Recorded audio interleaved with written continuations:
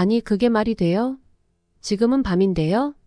하얀 눈이 소복히 쌓인 늦은 밤, 강원도의 어느 리조트의 내부. 리조트에 이제 막 도착한 외국인 관광객들과 리조트 직원이 심각한 표정으로 뭔가 이야기를 하고 있습니다. 직원들은 최선을 다해 응대하려 했지만 외국인들은 이해할 수 없다는 듯한 표정을 지으며 계속 직원들에게 뭔가를 강력하게 말하고 있습니다. 뒤늦게 이 상황을 발견한 리조트 매니저가 그들에게 다가와 한마디를 하자 그의 한마디에 외국인 가족은 소리를 지르며 리조트 밖으로 뛰쳐나가기 시작합니다. 과연 이 외국인 관광객들에게 어떤 일이 있었던 걸까요? 안녕하세요. 세계인들의 한국에 대한 감동적인 이야기를 전해드리는 감동뭉클입니다. 저희 채널은 해외 커뮤니티 레딧과 신청자의 실제 사연을 제보받아 실화를 바탕으로 영상을 제작하고 있습니다.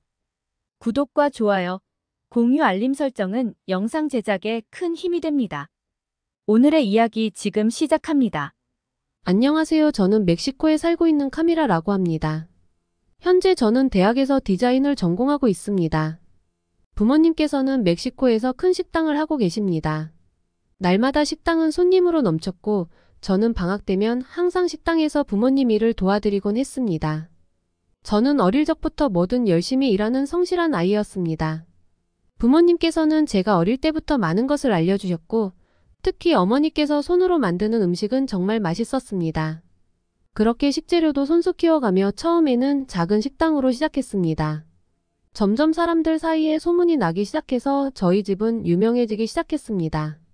저는 어렸을 때부터 부모님께서 운영하시는 작은 식당에서 많은 시간을 보냈습니다. 부모님의 가르침으로 요리의 기초부터 시작해서 고객 서비스, 경영에 이르기까지 다양한 경험을 할 수 있었습니다. 부모님의 부지런한 노력과 끈기로 저희 식당은 지역 사람들 사이에서 매우 인기 있는 곳이 되었고 저희 가족은 점차 부유해지기 시작했습니다. 그렇게 저는 대학을 진학하게 되었습니다. 오빠가 부모님을 도와드리고 있기에 저는 경영에서 손을 떼고 대학은 제가 평소에 관심이 많았던 디자인을 전공하게 되었습니다. 그렇게 대학 생활에 적응할 때쯤 오빠에게서 전화 한 통을 받았습니다. 몇십 년을 그렇게 부지런하게 일하시던 어머니께서 요새 많이 힘들어 하신다는 거였습니다.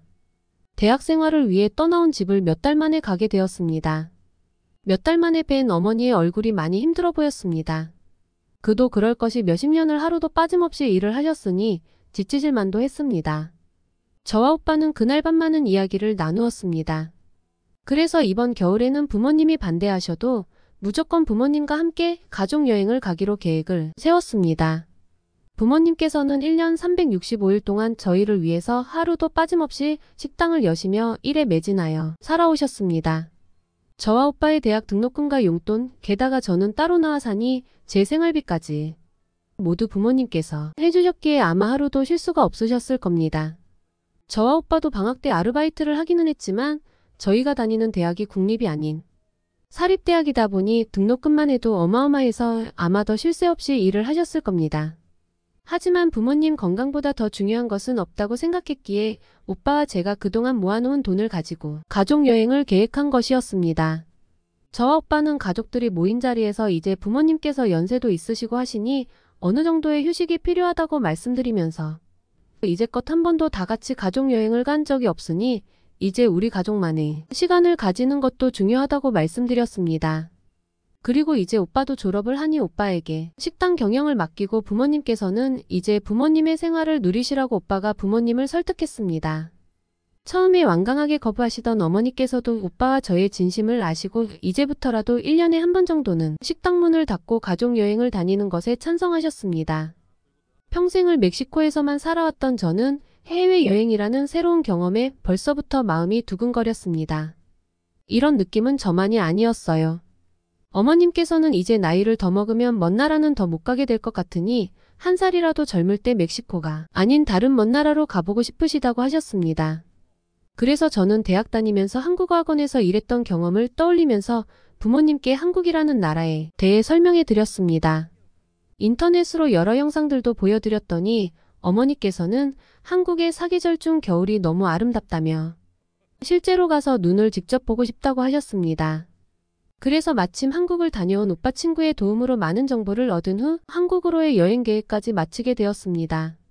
이렇게 결정된 한국으로 가는 날짜는 12월이었고 그때는 한국이 겨울로 들어가면서 매우 추운 날씨라고 했습니다. 영하 10도까지 떨어지는 혹한의 날씨가 익숙하지 않은 저는 미리 걱정이 되기 시작했습니다. 부모님께서 숙소에서 편히 쉬실 수 있을지, 추위에 대비할 만큼의 옷을 얼마나 챙겨야 하는 건지 걱정들이 앞섰지만 오히려 부모님께서는 눈을 볼 수 있는 나라로 갈 수 있다며 낭만적이라며 어린 아이처럼 좋아하시는 것을 보니 미리 잘 준비만 한다면 좋은 추억과 경험이 될 것이라고 생각했습니다. 멕시코는 지리적으로 다양한 영역을 포함한 나라이기 때문에 날씨가 지역에 따라 다양합니다. 멕시코시티 같은 고지대 지역은 겨울에는 쌀쌀하고 여름에는 따뜻한 날씨인데 저희가 살고 있는 지역은 연안 저지대 지역이라서 여름에는 기온과 습도가 높고 겨울에도 상대적으로 건조하고 선선한 날씨입니다. 그래서 한국에서의 추운 날씨가 걱정이 되었습니다. 그런데 의외로 한국에서의 경험은 기대 이상이었습니다. 부모님도 그렇고 저희 남매도 그렇고 멕시코에 살면서 평생 눈을 본 적이 없었기 때문에 영상으로 찾아본 한국의 눈이 내리는 풍경은 정말 신기했습니다. 그런 눈 오는 풍경을 실제로 볼 생각에 저희 가족은 설레는 마음으로 한국으로 출발했습니다. 인천공항에 들어서는 순간 저는 너무 깜짝 놀랐습니다. 태어나서 이렇게 화려한 공항은 한 번도 와본 적이 없었으니까요. 엄청난 개방감과 통유리로 되어 있는 통로를 본 순간 역시 한국에 오길 잘한 것 같다는 생각을 했습니다. 멕시코의 공항은 시설이 많이 노후화되어 있어서 쾌적하지 못하고 불편한 점이 많거든요. 부모님께서도 인천공항의 엄청난 규모와 외관이 놀랍다고 하시더라고요. 거대하고 현대적인 건물은 마치 우주선을 연상시켰고 은은한 빛이 공항 전체를 빛나게 해주고 있었습니다. 마치 거대한 예술작품 같았습니다. 하지만 외관만으로 끝나지 않았습니다. 통로를 지나서 입출국장으로 향하고 있는데 로봇이 저희를 안내해주기 시작했습니다. 그 로봇은 인천공항의 AI 로봇이라고 자기를 소개했고 궁금한 건 무엇이든 물어보라고 했습니다. 공항의 편의시설과 다양한 먹거리를 소개해줄 뿐만 아니라 한국에서의 날씨 관광지 등 다양한 정보를 제공해 주었습니다. 스마트한 음성인식 기술을 통해 여행객들의 질문에 정확하고 친절하게 대답해 주는데 저희 부모님께서는 어떻게 이런 것을 만들었을까 하시면서 너무 신기해하셨습니다. 저도 궁금한 것이 있어서 물어봤는데 정말 인공지능 비서처럼 정확히 대답해 주는데 정말 신기하고 한국의 뛰어난 첨단 과학 기술력에 입이 떡 벌어졌습니다. 그 로봇을 보니 선진화되어 있는 한국을 알 수 있어서 한국인들이 너무 부럽다는 생각을 했습니다. 또 공항 내부에는 청소 로봇들이 자유롭게 돌아다니며 깨끗한 공간을 유지시켜주고 있었습니다. 저와 오빠는 이 작고 귀여운 로봇들을 보며 한국의 기술력에 감탄했습니다. 마치 미래 과학 소설에서만 볼 수 있을 것 같은 풍경이 내 눈앞에서 펼쳐지고 있는 것을 보고 정말 신기했습니다. 이런 첨단 기술이 실제로 쓰이는 모습을 보니 한국은 얼마나 선두적인 기술을 가진 나라인지를 실감했습니다. 그리고 이런 편리함을 누리는 한국 사람들의 창의력과 노력에 한국 사람들이 너무 대단하게 느껴졌습니다. 21세기에 살아가는 현대적인 모습에 놀라움을 금치 못하며 한국은 멕시코보다 최소 몇십 년은 앞서 나가고 있는 것 같은 느낌이었습니다. 그렇게 입출국장으로 가서 입출국을 기다리며 대기하고 있는데 생각보다 사람이 많아서 시간이 걸리겠다고 생각했지만 그건 저의 크나큰 착각이었습니다. 제 앞에서 대기하고 있는 사람들은 순식간에 줄기 시작했고 얼마 되지 않아서 저희 가족은 바로 입출국 심사를 받았습니다. 너무 빠른 절차가 편리했습니다. 심사원은 마지막에 한국에서 즐거운 여행을 보내라며 친절하게 인사까지 해줬습니다. 그렇게 인상적인 인천국제공항을 떠나 부모님과 함께 스키장이 있는 리조트로 향했습니다. 인천국제공항에서 스키장까지 한 번에 이동할 수 있는 프리미엄 고속버스 서비스가 있다고 해서 미리 예약을 해놓은 장소로 갔습니다. 처음에는 그런 고속버스가 있다는 것을 보고 믿기 어려웠습니다. 제가 찾아본 바로는 보통 스키장은 도시에서 멀리 떨어진 산 중턱에 위치해 있어야 하는데 이곳은 고속버스로 한 번에 이동할 수 있다는 게 신기했기 때문이었습니다. 하지만 현실은 기대 이상이었습니다. 스키장으로 가는 고속버스는 편리하게 운영되고 있었고 그런 광고가 사실이었다는 것에 놀랐습니다. 저는 단지 관광객을 끌어모으기 위한 과대 광고로만 생각했었거든요. 버스에 탑승한 순간 나름 괜찮을 것 같았던 선택이 실제로 이렇게 편리하다는 것을 깨달았습니다. 예약한 스키장은 도시 속에서 자연을 느낄 수 있는 완벽한 장소로 버스로 2시간이나 가야 한다는 부담 없이 도착할 수 있었습니다. 게다가 이 프리미엄 고속버스라는 게 정말 장난이 아니었습니다. 핸드폰의 QR코드로 관리되는 탑승자 명단은 참으로 놀라웠습니다. 버스에 탑승하기 위해 QR코드를 찍고 자리에 앉으면 각 좌석에 할당된 정보가 화면에 나타났습니다. 이렇게 함으로써 무임승차를 방지할 뿐만 아니라 좌석 배치 역시 체계적으로 이뤄져서 승객들 간에 혼란이 없이 쉽게 착석할 수 있었습니다. 게다가 좌석은 제가 타고 온 비행기보다도 훨씬 크고 편안했습니다. 각 좌석은 개별적으로 조절 가능한 스크린이 있어 제가 원하는 영화나 TV 프로그램을 볼 수 있었는데 각자 본인 핸드폰과 연결해서 사용할 수 있다는 사실에 또 한 번 놀랐습니다. 또한 버스 내에서 탑승자들을 위한 와이파이를 제공하고 있었습니다. 저는 버스 기사분에게 와이파이 사용 시 추가 요금을 얼마나 내는지 여쭤봤는데 기사님은 웃으시면서 버스를 이용하시는 승객들이라면 모든 것을 무료로 사용해도 된다고 말씀하셨습니다. 그래서 저는 바로 스크린에 핸드폰을 연결하고 와이파이를 잡아서 인터넷을 사용했는데 심지어 와이파이 속도도 정말 빨랐습니다. 버스로 이동하는 내내 인터넷도 끊기지 않고 핸드폰을 하면서 심심하지 않게 올 수 있었어요. 부모님께서는 한국 드라마에 푹 빠지셨더라고요. 이런 건 정말 멕시코에서도 가능하면 너무나도 좋을 것 같은 시스템이었습니다. 버스에서 와이파이를 한다는 건 상상할 수도 없었거든요. 게다가 무료로요. 멕시코에서는 상상도 못할 일이었기에 정말 한국이 IT 강국이라는 사실에 다시 한번 감탄했습니다. 그렇게 버스를 타고 가고 있는데 어머니께서 갑자기 배가 아프시다고 하셨습니다. 어머니께서는 이제 연세가 있으셔서 평소에도 화장실을 자주 가셨는데 공항에 내려서 여기저기 구경하고 바로 버스에 타느라 화장실을 못 가셨던 거였어요. 게다가 버스 시간이 정해져 있다 보니 계속 참으셨던 거예요. 안색이 너무 안 좋아져서 저희 가족들은 모두 어찌할 바를 몰랐어요. 아직 스키장까지는 1시간 넘게 남았는데 이제 반밖에 오지 않은 상태여서 저희 가족들은 모두 불안하기 시작했어요. 그런 저희 가족들을 지켜보던 뒤에 앉아있던 젊은 학생이 괜찮냐고 물어보더라고요. 저는 어머니께서 배가 너무 아파서 화장실을 가셔야 할 것 같은데 어떻게 해야 할지 모르겠다고 말하니 그 학생은 배가 아프거나 급하게 화장실을 가야 할 경우를 대비해서 화장실 버튼이 있다고 알려주었습니다. 세상에 이제 정말 가능한 일이라는 게 믿기지가 않았습니다. 저는 곧바로 버튼을 눌렀는데 정말 5분 정도 있다가 버스는 화장실이 있는 휴게소에 잠깐 들려주었습니다. 어머니와 함께 바로 화장실로 다녀와서 저와 어머니는 버스기사님과 승객분들에게 정말 감사하다고 했습니다. 그랬더니 어느 누구 한 명도 실은 내색 없이 이해하신다는 표정으로 괜찮다고들 하시더라고요. 한국인들의 친절함에 너무 감사했습니다. 승객단 한 사람을 위해서 버스가 이렇게 정차를 해서 화장실을 이용할 수 있게 하다니 놀라웠어요. 그렇게 버스에서 내리자마자 저의 예상을 완전히 뒤엎는 풍경이 나타났습니다. 그저 관광객을 끌기 위한 과대 광고라고 생각했었는데 저의 예상은 완전히 빗나갔습니다. 정말로 바로 눈앞에 스키장이 보이는 거였어요. 어떻게 공항에서 버스로 한 번 타고 왔을 뿐인데 이렇게 멋진 스키장을 바로 볼 수 있는지 저의 상식을 뛰어넘는 놀라움에 저와 오빠는 한국이 정말로 대단하다고 연신 감탄할 수밖에 없었습니다. 그렇게 도착한 스키장 옆 리조트에서 해가 저물어가는 저녁 풍경이 저희 가족은 안타까움이 깊어졌습니다. 비행시간이 예상보다 긴 것도 있었지만 비행기에서 스키장까지 오는 동안의 여정이 길어서 스키를 즐길 시간이 부족했습니다. 하는 수 없이 숙소에서 하룻밤 자고 내일부터 스키를 탈 수 있겠구나 생각하고 그렇게 아쉬운 마음을 안고 저희 가족은 리조트로 향했습니다. 멕시코에서는 낮에도 범죄가 빈번하게 발생할 정도로 치안이 매우 좋지 않아서 밤에는 절대 돌아다니지 않고 낮에도 조심히 다녀야 하는 나라입니다. 그런 나라에서 평생 사셨던 어머니께서는 그래도 한국이 멕시코보다는 낫지 않냐고 하시면서 멕시코에서는 이렇게 밤에는 돌아다니는 것은 꿈도 못 꾸는 일이지 않냐며 이것만으로도 행복하다며 좋게 생각하자고 하셨습니다.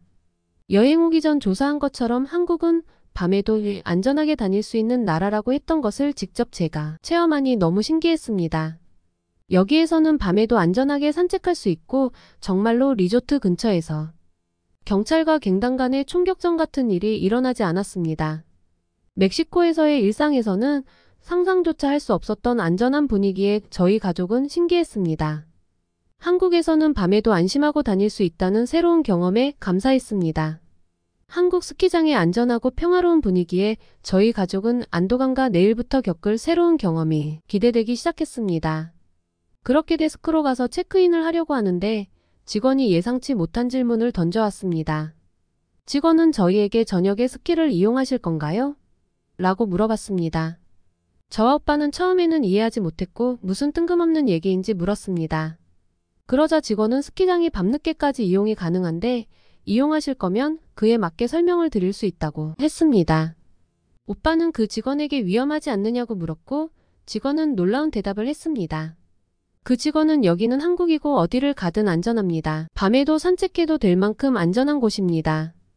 여러분께서 어디에서 오셨는지는 몰라도 한국은 정말 안전한 나라니 걱정 마시고 여행을 즐기시다 가세요 라고 말하는 거였어요. 저희 가족은 그 말을 듣자마자 한국의 치안에 대한 감탄을 감추지 못했습니다. 멕시코에서는 상상할 수도 없는 안전한 분위기에 놀라고 한국인들이 얼마나 평화롭고 위험이 없는 사람들인지 깨달았습니다. 이제는 언제 어디서든 안전하게 떠날 수 있다는 생각에 안도감과 기쁨이 함께 다가왔습니다.